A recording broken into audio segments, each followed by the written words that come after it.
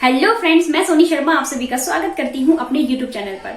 देखिए, आप सभी के लिए बहुत बड़ी खुशखबरी है। जैसा कि आप बहुत ही बेसब्री से इंतजार कर रहे थे कि कब EWS-DG कैटेगरी के फॉर्म निकलेंगे, जिसको भरने के बाद आप अपने बच्चे को दिल्ली के प्राइवेट स्कूल में निःशुल्क शिक्षा प्राप्त करने का मौका दे सकते हैं।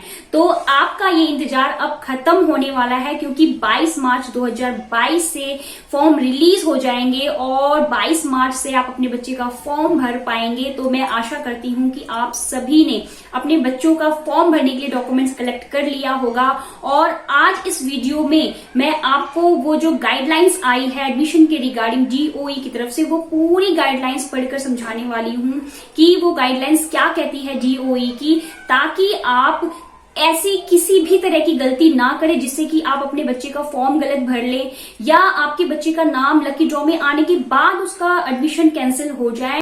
तो मैं आप सभी से कहना चाहूंगी कि देखिए, आज की ये वीडियो बहुत ही इंपॉर्टेंट है। आप बहुत ही ध्यान से पूरी वीडियो देखिएगा और बहुत ही ध्यान से पूरी गाइडलाइंस को समझिएगा, क्योंकि देखिए, गाइडलाइंस में जो बातें लिखी होती है वही सारी बातें एडमिशन के टाइम में स्कूल वालों को फॉलो करनी होती है। आपको किसी की अफवाहों में नहीं आना है। इस गाइडलाइंस को पढ़ने के बाद, इसको समझने के बाद आपके मन में जितनी भी कंफ्यूजन होगी डॉक्यूमेंट्स को लेकर या और भी किसी भी चीज को लेकर, आपके मन में कोई भी कंफ्यूजन होगी, सारी कंफ्यूजन दूर हो जाएगी। तो ये वीडियो बहुत इंपॉर्टेंट होने वाली है आप सभी के लिए। तो चलिए चलते हैं अपने स्क्रीन की तरफ और देखते हैं DOE ने एडमिशन के रिगार्डिंग क्या गाइडलाइंस जारी किया है। देखिए, सबसे पहले हम गूगल पे DOE सर्च करते हैं और DOE की साइट को ओपन करते हैं। DOE की साइट को क्लिक करिए और आप यहाँ देखिए ऊपर पब्लिक सर्कुलर लिखा हुआ है, इस पे क्लिक करिए और यहाँ आप देख सकते हैं नोटिफिकेशन, जो न्यू नोटिफिकेशन आता है वो इस तरह से शो कर रहा है, new new new and new. आप लास्ट में यहाँ देखिए guidelines for admission of EWS-DG and children with disabilities category as defined in the right of, ये गाइडलाइंस आई हुई है कल। इसे क्लिक करते हैं।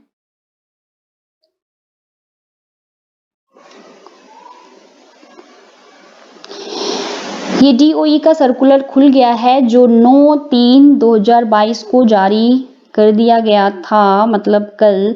तो यहाँ आप देख सकते हैं कि सब्जेक्ट है guidelines for admission of EWS-DG and children with disabilities category as defined in the right of persons with disabilities act 2016 at entry level classes, pre school nursery, pre primary KG and class first in private unaided recognized school except minority schools of Delhi for the academic session 2022 and 23।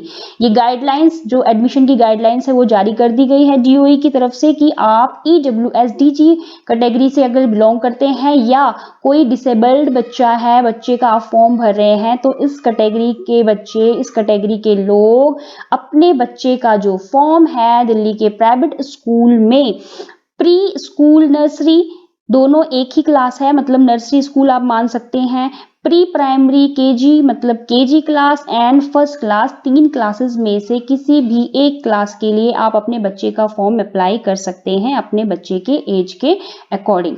तो अब आगे देखते हैं guidelines में क्या कहा गया है।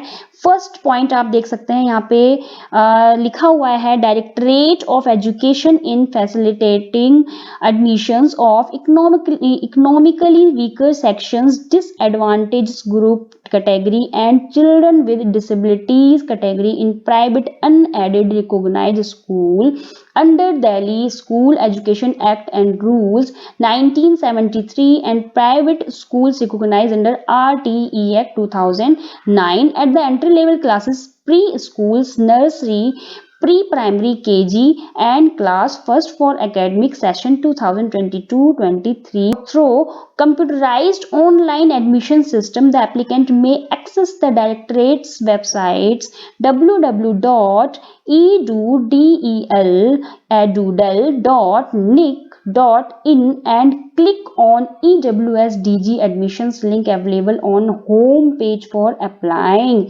मतलब कि आप अगर इकोनॉमिकल वीकर सेक्शन से बिलोंग कर रहे हैं या डीजी कैटेगरी से बिलोंग कर रहे हैं तो आप इस फॉर्म को भर सकते हैं एकेडमिक सेशन 2022-23 के लिए, और 3 क्लासेस के लिए ये फॉर्म भरना है। और ये जो एडमिशंस है, ये जो सेशंस है, ये आपका कंप्यूटराइज्ड ऑनलाइन एडमिशन सिस्टम है।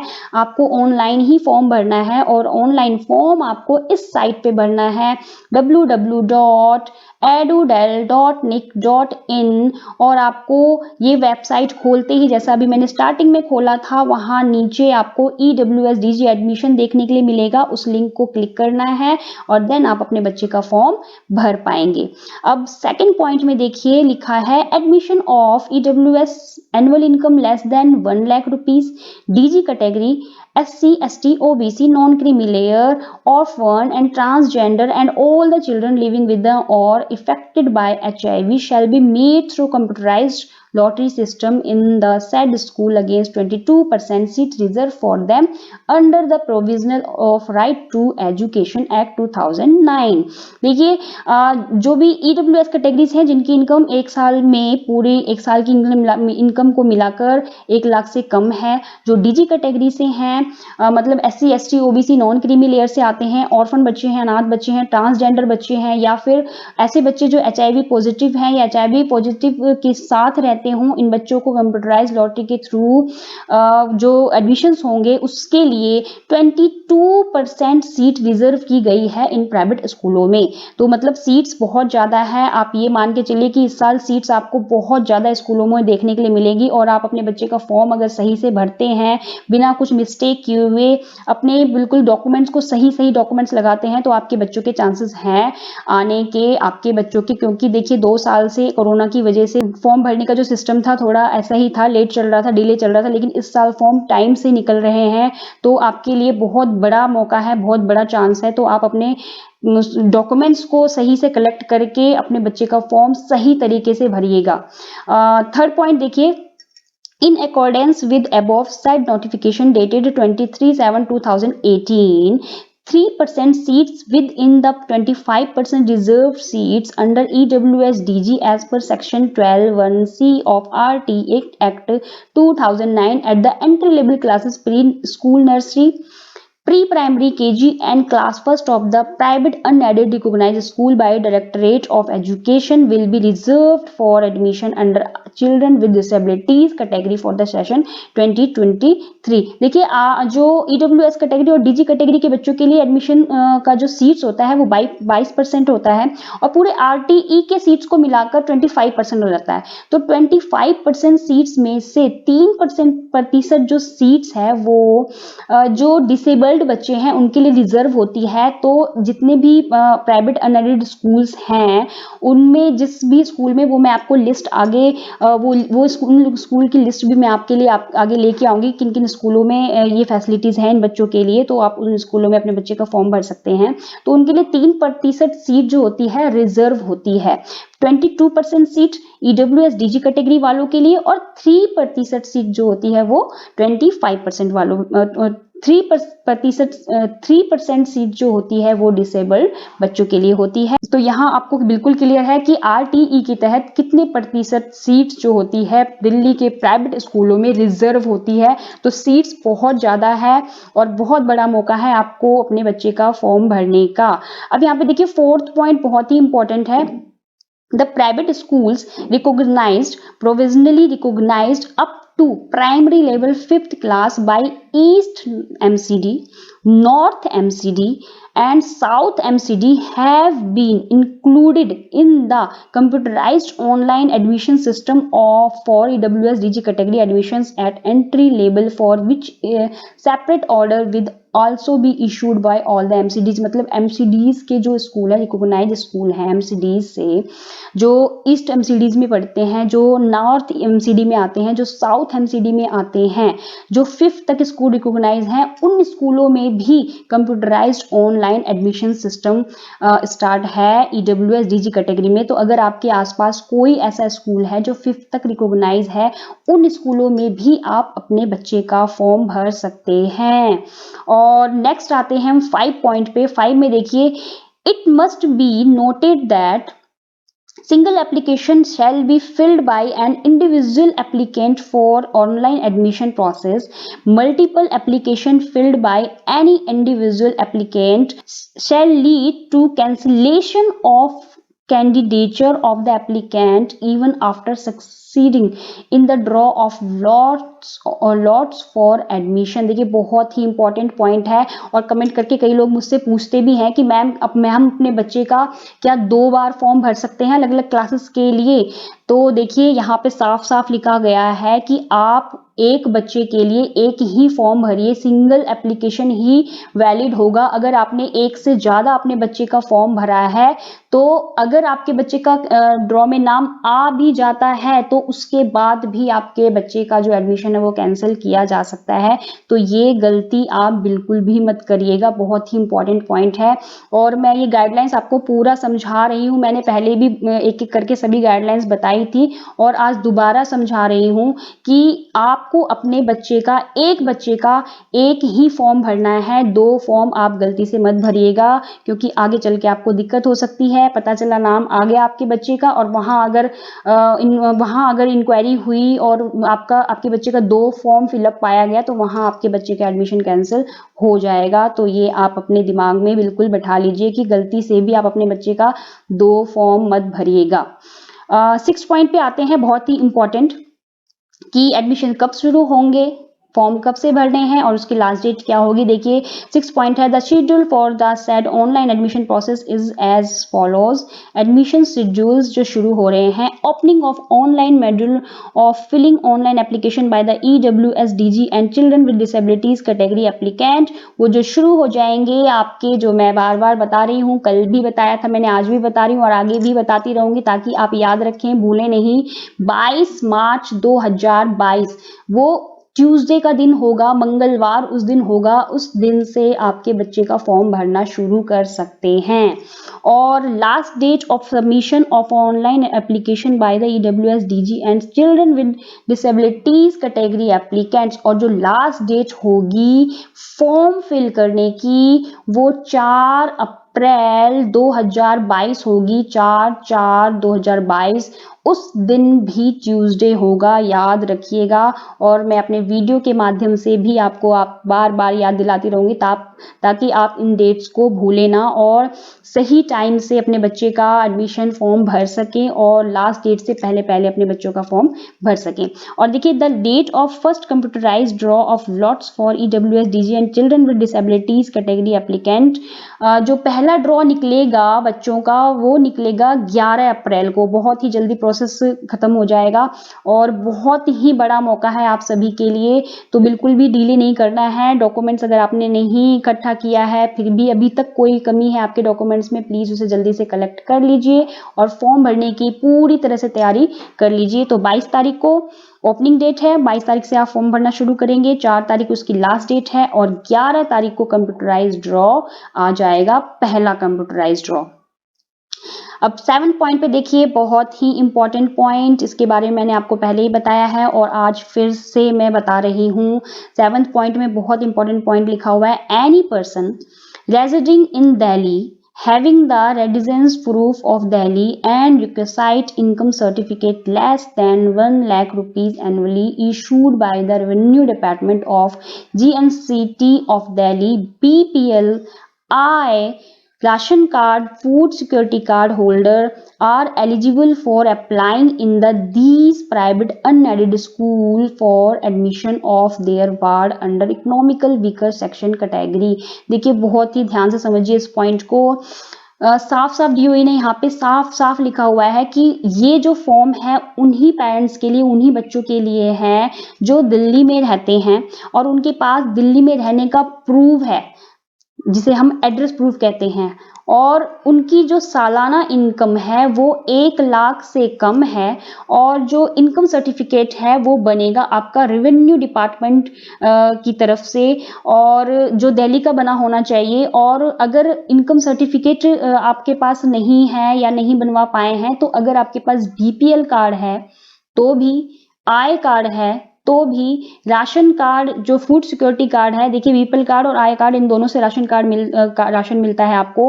और फूड सिक्योरिटी कार्ड जो ग्रीन कलर का होता है, इनसे भी आपको राशन मिलता है। तो ये तीनों में से अगर एक भी आपके पास कोई भी कार्ड है या इनकम सर्टिफिकेट है, इन 4 डॉक्यूमेंट में से अगर एक भी डॉक्यूमेंट्स आपके पास है तो आप ये फॉर्म बहुत ही आसानी से भर पाएंगे, कहीं कोई प्रॉब्लम आपको नहीं आएगी। और दोबारा मैं बोलना चाहूंगी कि 4 डॉक्यूमेंट्स में से एक भी आपके पास अगर है तो आप ये फॉर्म भर सकते हैं। पहला, आपके पास इनकम सर्टिफिकेट होना चाहिए जो 1 लाख से कम का हो, बीपीएल कार्ड, और या तो फिर आय कार्ड या तो फिर फूड सिक्योरिटी कार्ड जो ग्रीन कलर का होता है, वो अगर आपके पास है इन चारों में से एक भी कार्ड, तो आप अपने बच्चे का फॉर्म दिल्ली के प्राइवेट स्कूल में भर सकते हैं, जो 22 मार्च 2022 से भरना शुरू हो जाएंगे। और यहाँ देखिए, यहाँ लिखा हुआ है एक पॉइंट और बहुत ही इंपॉर्टेंट कि the condition of minimum residency period of 3 year in Delhi for applying the admission under EWS DG including children with disabilities category has been waived off. देखिए बहुत इंपॉर्टेंट बात लिखी गई है कि कई पेरेंट्स के मन में क्वेश्चन आता है कि मैम अभी अभी हम दिल्ली में आए हैं तो क्या हम फॉर्म भर सकते हैं। देखिए यहाँ पे कंडीशन साफ साफ लिखी हुई है कि आपको दिल्ली में रहते हुए 3 साल हो गया होना चाहिए, मतलब आपके पास जो एड्रेस प्रूफ है वो 3 साल पहले का होना चाहिए, तभी आप अपने बच्चे का फॉर्म भर पाएंगे ईडब्ल्यूएस डीजी कैटेगरी के अंदर। या तो फिर आप चिल्ड्रन या आपका बच्चा डिसेबल्ड बच्चा है तो भी आपको यही रूल फॉलो करना होगा। आप दिल्ली के अंदर 3 साल से रह रहे हैं तभी आप इस फॉर्म को भर पाएंगे। बहुत ही इंपॉर्टेंट पॉइंट है। अब आते हैं नंबर 8 पॉइंट पे। नंबर 8 में देखिए ध्यान से समझने वाली बात है। अभी 7 पॉइंट पे ईडब्ल्यूएस कैटेगरी में जो होते हैं उनकी बात की गई है। 7 पॉइंट में जो पेरेंट्स ईडब्ल्यूएस कैटेगरी के अंदर आएंगे उनके लिए था। अब 8 पॉइंट देखिए उन बच्चों के लिए, उन पेरेंट्स के लिए है जो डीजी कैटेगरी से बिलोंग करते हैं। देखिए यहाँ पे साफ साफ लिखा हुआ है, schedule caste, schedule tribe, other backward caste, non creamy layer, orphans, transgender and all children living with or affected by HIV shall be considered as disadvantaged group category as defined in section 2D of RTE Act 2009। और बहुत ही important line, income certificate is not required to claim the benefit of DG categories. मतलब कि वो बच्चे जो DG category से belong करते हैं, शेड्यूल कास्ट से बिलोंग करते हैं मतलब एससी, शेड्यूल ट्राइब से मतलब एसटी, अदर बैकवर्ड क्लास मतलब ओबीसी, नॉन क्रीमी लेयर से, एंड ऑर्फन। देखिए कई पेरेंट्स का कई बार कमेंट आता है कि मैम मेरे पास ओबीसी का सर्टिफिकेट है। देखिए ओबीसी के 2 सर्टिफिकेट बनते हैं, एक नॉन क्रीमी लेयर और एक क्रीमी लेयर। आपका यहाँ इस केस में वैलिड होगा नॉन क्रीमी लेयर सर्टिफिकेट, जिसके ऊपर लिखा होगा non creamy layer OBC certificate. उसी सर्टिफिकेट के बेस पर आप ये फॉर्म अपने बच्चे का भर पाएंगे। अगर आपके सर्टिफिकेट पर क्रीमी लेयर लिखा होता है, क्रीमी लेयर से बिलोंग करता है, तो उस केस में आप अपने बच्चे का फॉर्म नहीं भर पाएंगे। ओबीसी वालों के लिए है ये स्पेशली, और अदर कास्ट वालों के लिए इसमें कोई इशू नहीं है। और नेक्स्ट है ऑर्फन, मतलब जो बच्चे अनाथ हैं, ट्रांसजेंडर बच्चे, और वो बच्चे जो एचआईवी पॉजिटिव हैं या एचआईवी पॉजिटिव के साथ रह रहे हैं। इन सभी बच्चों को ये सभी बच्चे डीजी कैटेगरी में आते हैं, और ये सभी बच्चे, इन सभी के पेरेंट्स अपने बच्चों का फॉर्म भर सकते हैं। इन सबको इनकम सर्टिफिकेट की बिल्कुल भी जरूरत नहीं है, कहीं भी आपसे डिमांड नहीं किया जाएगा। कई पेरेंट्स को डर लगता है कि मैम हमने फॉर्म भर दिया लेकिन क्या पता एडमिशन के टाइम में हमसे इनकम सर्टिफिकेट की डिमांड करे स्कूल में। देखिए ऐसा कुछ नहीं है, रूल है, यहाँ डीओई ने खुद से लिखा हुआ है, डीओई ने खुद नोटिफिकेशन जारी किया है, इसके अगेंस्ट कुछ नहीं होगा, और कोई स्कूल आपसे इनकम सर्टिफिकेट डिमांड नहीं कर सकता है अगर आप डीजी कैटेगरी में अपने बच्चे का फॉर्म भर रहे हैं तो ये बातें बिल्कुल क्लियर आपके माइंड में हो जानी चाहिए। और बार बार इससे रिगार्डिंग में वीडियो बनाती रहती हूँ ताकि आप इन मन धड़ंग जो बातें हैं, अफवाहें हैं, इनसे बचें और अपने बच्चे का फॉर्म भर सकें। अब देखिए नेक्स्ट पॉइंट आपके पास आता है, यहाँ पे देखिए लिखा हुआ है The applicant under children with disabilities category must have disability certificate issued from a government hospital as mentioned in assessment guidelines issued under RPWD Act 2016। देखिए, अगर कोई बच्चा डिसेबल्ड कैटेगरी में आता है तो उसको डिसेबिलिटी सर्टिफिकेट इशू करवाना होता है, वो भी गवर्नमेंट हॉस्पिटल के थ्रू। जो उनका सर्टिफिकेट होगा, डिसेबिलिटी का सर्टिफिकेट जो होगा वो गवर्नमेंट हॉस्पिटल से जारी होना चाहिए, वही सर्टिफिकेट उसके लिए वैलिड होगा और तभी वो पेरेंट्स अपने बच्चे का फॉर्म इस कैटेगरी में भर पाएंगे। अब देखिए नेक्स्ट पॉइंट यहाँ है स्पेसिफाइड देयर हियर, लास्ट में लिखा हुआ है income certificate is also not required to the applicant under children with disabilities category. जो डिसेबिलिटीज कैटेगरी में बच्चे आते हैं उनको भी इनकम सर्टिफिकेट देने की कोई जरूरत नहीं है। मतलब टोटल मिला के डीजी कैटेगरी में जो बच्चे आते हैं उनको इनकम सर्टिफिकेट नहीं देना है, किसी भी केस में कहीं पे भी कोई डिमांड नहीं की जाएगी, तो बेफिक्र होकर आप अपने बच्चे का फॉर्म भरें। 9th पॉइंट में देखिए बहुत ज्यादा ही इंपॉर्टेंट है regarding age limit. The eligible age limit for admission in the entry level classes pre school, nursery, pre primary, KG and class first will be the same as was in previous year. मतलब जो last year में age criteria रखा हुआ था वही age criteria same इस साल भी रखा गया है। तो प्री स्कूल, नर्सरी, मतलब नर्सरी में अगर आप अपने बच्चे का फॉर्म भरने के लिए सोच रहे हैं तो आपके बच्चे की जो एज है वो 3 से लेकर 5 साल के बीच में होनी चाहिए। मतलब 3 साल से कम नहीं होनी चाहिए और 5 साल से ज्यादा नहीं होनी चाहिए। देखिए एज का जो कैलकुलेशन आपको 31 मार्च 2022 को रखकर करना है और एज कैसे कैलकुलेट करना है ये मैंने अपनी लास्ट वीडियो में बताया है बहुत ही अच्छी तरीके से। तो आप अपने बच्चे का एज इस डेट को रखकर कैलकुलेट करिएगा और इससे आप समझ पाएंगे कि आप अपने बच्चे का फॉर्म किस क्लास में भर पाएंगे। ठीक है, और तो नर्सरी क्लास के लिए आपके बच्चे की एज होनी चाहिए 3 से 5 साल के बीच में, मतलब 3 से कम नहीं होनी चाहिए और 5 से अधिक नहीं होनी चाहिए। प्री प्राइमरी जिसे आप केजी भी कह सकते हैं, केजी क्लास में आपके बच्चे की एज 4 से लेकर 6 साल के बीच में होनी चाहिए। मतलब आपके बच्चे की एज 4 साल से कम नहीं होनी चाहिए और 6 साल से ज्यादा नहीं होनी चाहिए 31 मार्च 2022 को रखने के बाद। और फर्स्ट क्लास में आपके बच्चे की जो एज होनी चाहिए वो 5 साल से 7 साल के बीच में होनी चाहिए। अगर आपका बच्चा 5 साल से अधिक है और 7 साल से कम है तो आप अपने बच्चे का जो फॉर्म है फर्स्ट क्लास के लिए अप्लाई कर सकते हैं। EWS DG दोनों कैटेगरीज के लिए ये एज क्राइटेरिया है। और नेक्स्ट पॉइंट देखिए, however the age criteria for children with disabilities category as defined in the right of persons with disabilities act 2016 at entry level classes pre school, nursery, pre primary, KG and class first in accordance order number इतना। तो ये जो age criteria दिया हुआ है ये उन बच्चों के लिए दिया गया है जो डिसेबल्ड बच्चे हैं। तो डिसेबल्ड बच्चों के लिए जो बच्चे अपंग हैं, जो बच्चे विकलांग हैं शारीरिक रूप से या किसी भी तरीके से, उन बच्चों के लिए जो एज का लिमिट है वो थोड़ा सा बढ़ा दिया जाता है। तो अगर आप ऐसे बच्चे का किसी का फॉर्म भर रहे हैं तो अगर वो नर्सरी क्लास के लिए भर रहे हैं तो उस बच्चे की एज 3 साल से 9 साल के बीच में होनी चाहिए। और अगर केजी में भर रहे हैं तो 4 साल से 9 साल के बीच में होना चाहिए।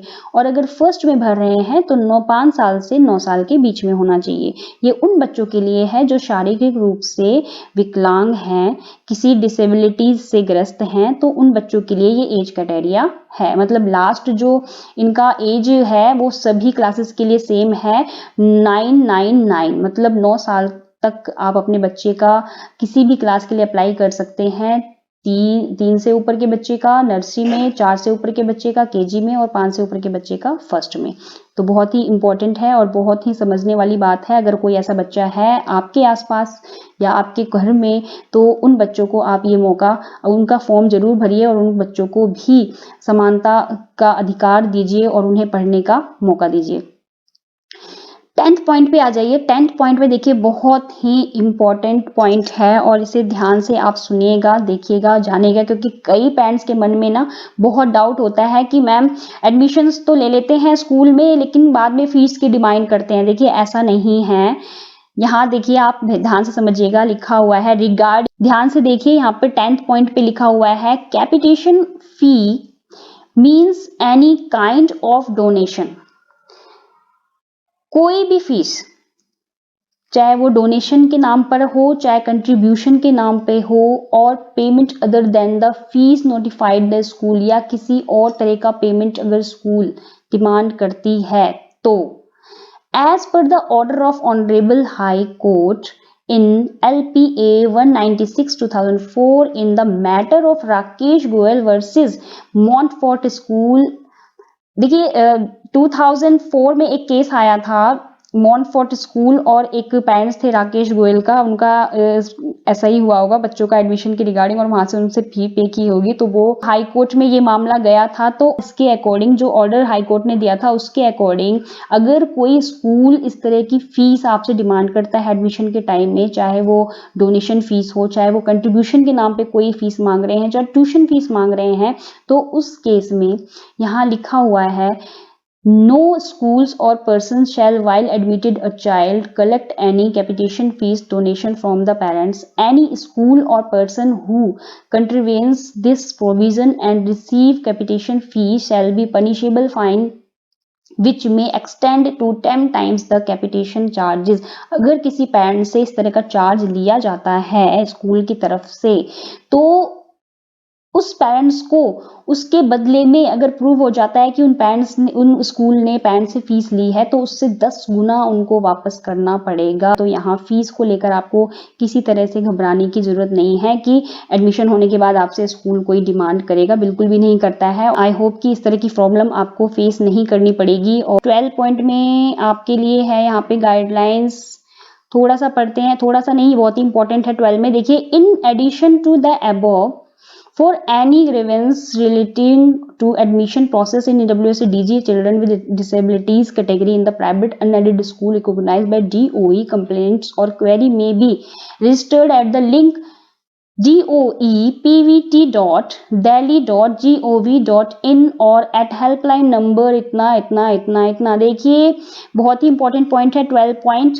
कि अगर आप ईडब्ल्यूएस डीजी कैटेगरी में अपने बच्चे का फॉर्म भर रहे हैं, तो उसके रिगार्डिंग अगर आपके पास कोई क्वेरी है या आप किसी तरह की कंप्लेन करना चाहते हैं, तो आप इस लिंक पर जाकर अपना कंप्लेन कर सकते हैं, जिसका जो है doepvt.delhi.gov.in, या तो फिर आपके लिए ये 2 नंबर है, इन दोनों में से किसी भी नंबर पर आप कॉल करिए।